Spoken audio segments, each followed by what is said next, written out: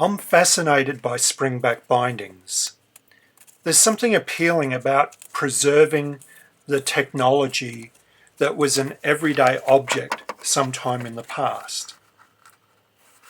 Not long ago, every organisation, every company relied on stationary bindings, which were mostly done as springbacks, whether it be for account books or for ledgers, meeting minutes, etc. These stationary bindings were part of everyday life, and now most people are totally unaware of them. The springback gets its name from the laminated board clamp that goes over the spine of the book.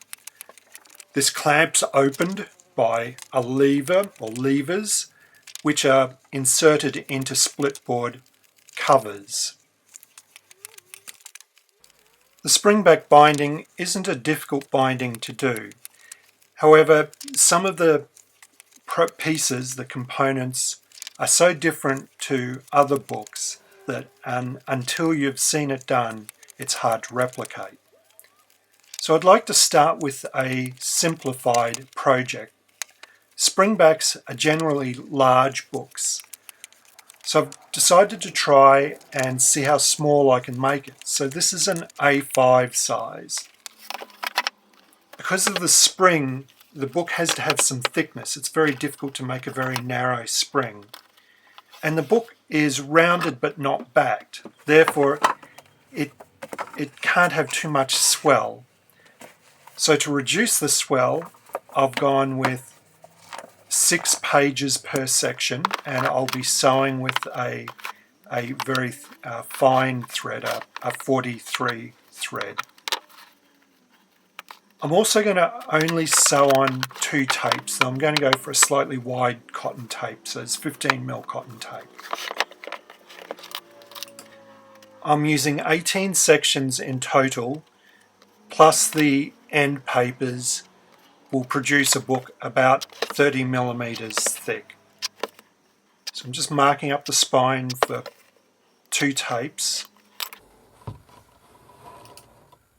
I think I'll be able to do this tutorial in 2 parts. However, I am editing the second part at the moment, and it is a bit long, so it may end up being 3 parts. We'll see how I go. Some of the components, like the sewing and the end papers, I've done detailed videos on. I will show all the steps in this video, but it'll mostly be sped up. This video will cover everything up to the point where we start the really interesting stuff, the stuff that most people are probably waiting for, which is making the spring and making the lever. So we'll finish this video after I've sprinkled the edges of the book. I started by folding the 18 6-sheet sections, and then I gave them a good press overnight. Now I'm going through and punching the holes. Traditionally, the spine of a springback would be lined with leather, and then the cover would be a half leather cover with leather spine and leather corner pieces. This project, I've tried to make it more accessible by using buckram for the spine lining and a full cloth cover as well. This book's designed to be an entry point to springback binding for people that maybe don't have a lot of experience with leather.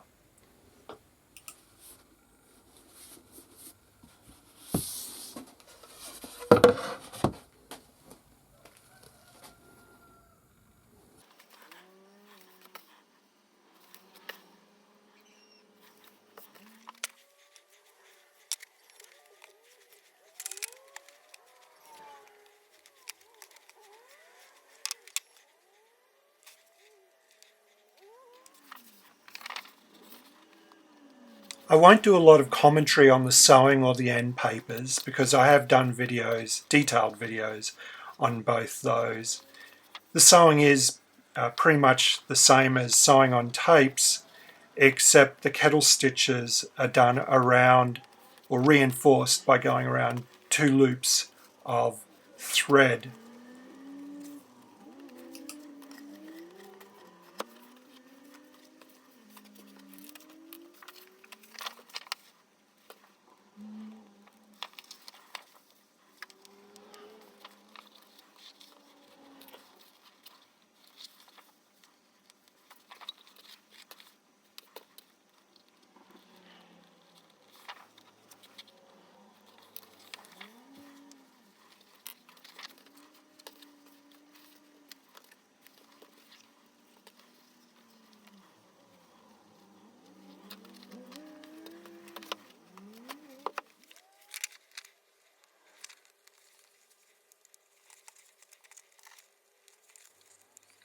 Now it has come to my attention that I may have misunderstood the instructions for this reinforced sewing.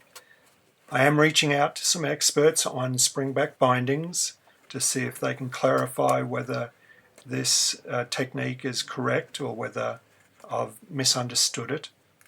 But I think it's not a bad technique anyway, and if I have got it wrong, I've just got it wrong in some sort of minor details. So it's a good starting point to learning how to do the reinforced sewing, but there may be a slightly more nuanced details on how to do this, which I'll let you know about in the future.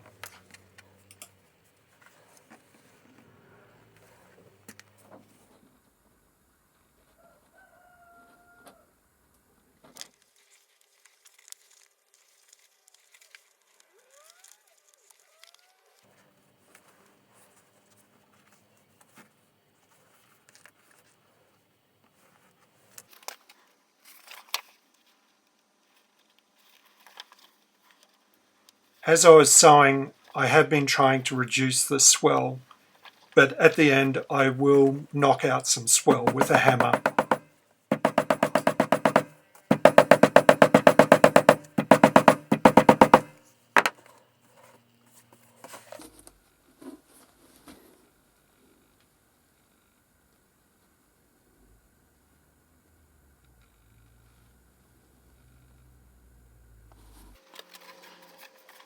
Now is a good time to make up the split boards. I'm using 1.6mm for the outer and 1mm for the inner. I apply the adhesive to the thinner of the two, the inner board, and I apply adhesive to about 2/3 the width of the board. I make the boards oversized by at least 1 inch, and then I'll square them up and trim them to size later. I'm using Mix as the adhesive. I like the idea of the paste as a penetrative adhesive and the PVA as a flexible and fast-acting adhesive. I've got a separate video on how to make these end papers, so I'm not going to go into all the details here. I'll just quickly describe them as 2 folios that are hinged together with cloth, then reinforced with cloth around the outside, and then the inside is lined with marbled paper. I'm completely out of marbled paper, so I'm going to use my fake marbled paste paper.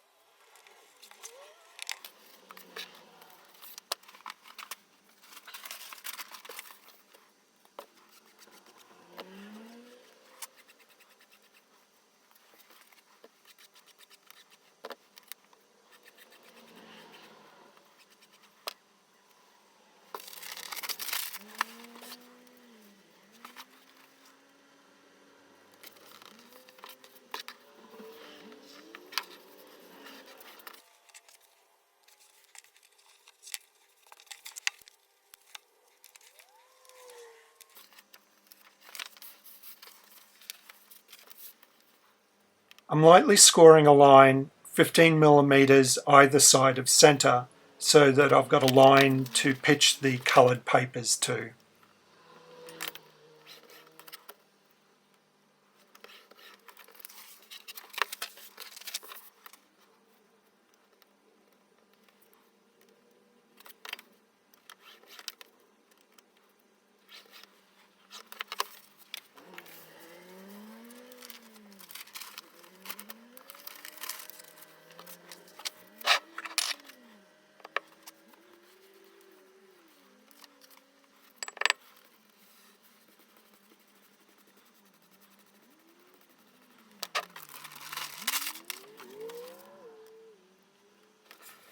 About now's when I'm wishing I'd used a reddish coloured cloth for the joint.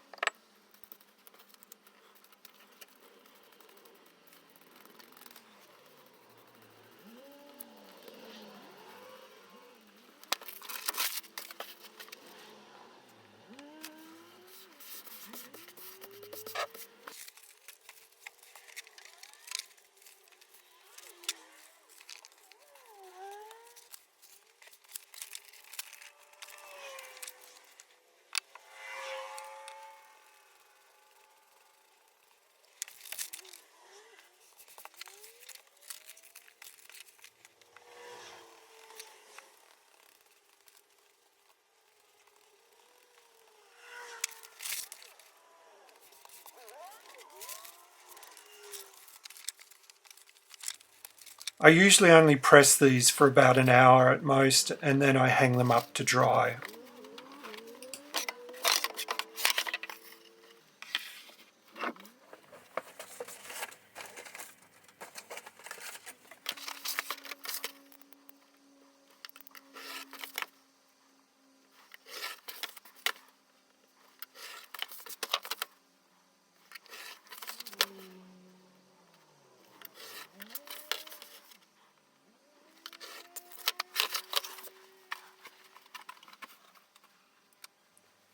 If you keep track of your original template for punching holes, then you won't have to make a new one like I am now.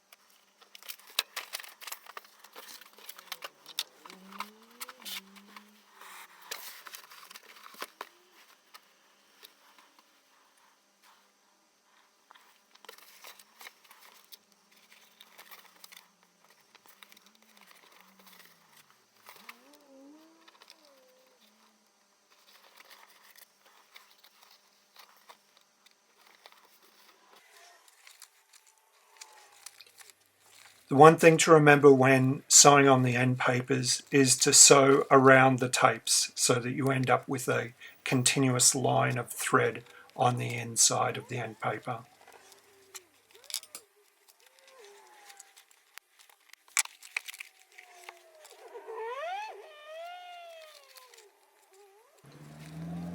In a moment I'm going to trim off the excess thread at the ends.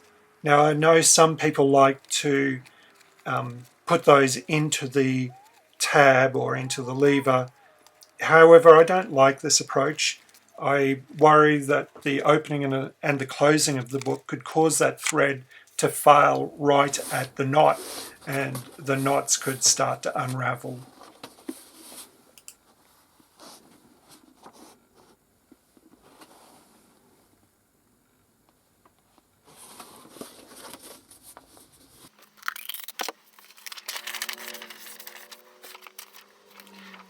tip on the first and last sections and the end papers. Now, instead of tipping on the end papers, it was also very traditional to make a stiff leaf and laminate the outside leaf of the outer sections to the inner fly leaf of the end papers, but I'm just going to tip it on.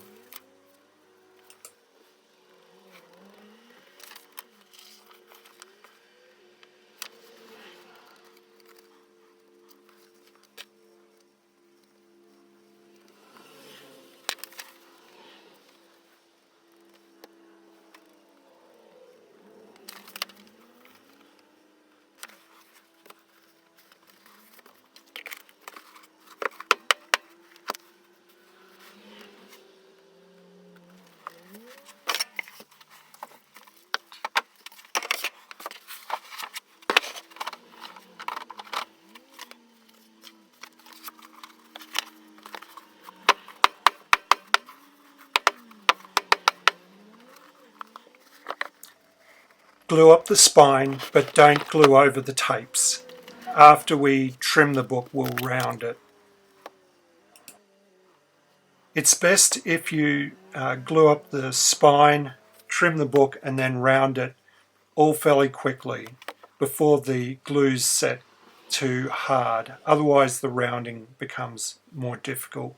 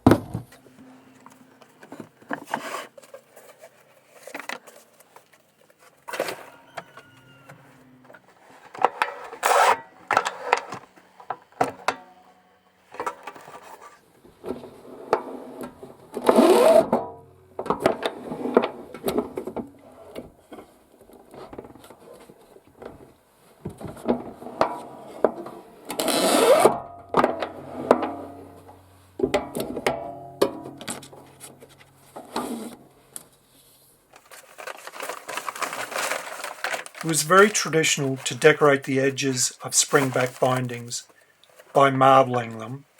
I'm not going to marble them. I'm going to sprinkle the edges instead. Now there's 3 ways to do sprinkling. The first is to get a brush and dip it in paint and hit it against a pin and flick the paint onto the edge that way. The second is to have a stiff bristled brush and to drag it across your thumbnail and flick the paint on that way. And I'm going to do the third way, which is to brush a brush across a mesh.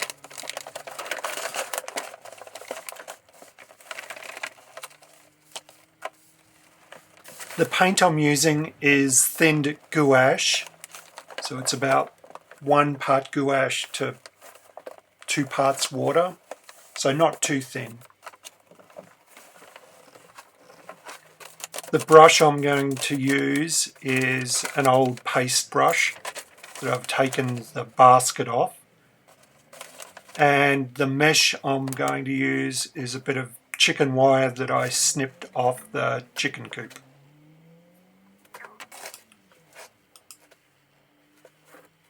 The best way to learn how to sprinkle is to just do it yourself and come up with your own system. What I do is I dip the brush in the paint, I shake off as much as I can, and then I run it across the mesh to get rid of the initial big drops, sometimes big drops will form on the mesh as well, and so I'll beat the mesh off before taking it above the book and then sprinkling a fine spray over the book.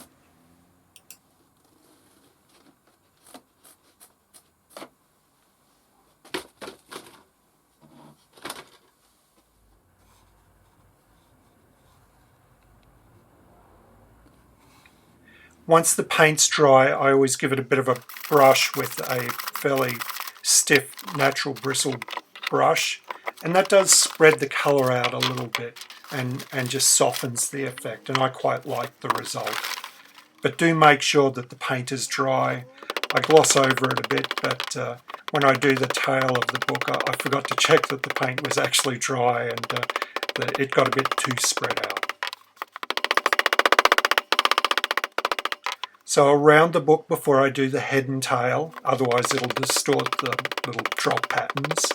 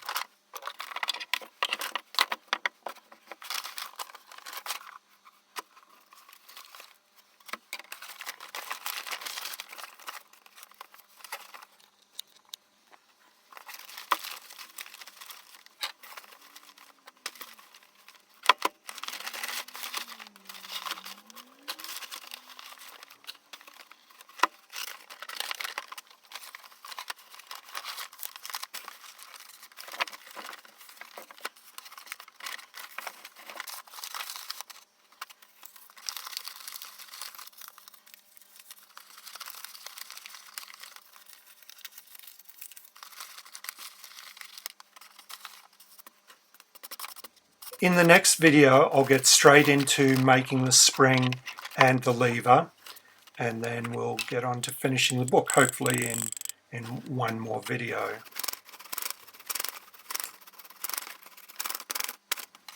If you're enjoying my videos on bookbinding, please hit the like and subscribe buttons. And I'd love to hear about your experiences with springback bindings. If you've got something that you think other people would find useful or that I'm likely to enjoy, please drop it in a comment below.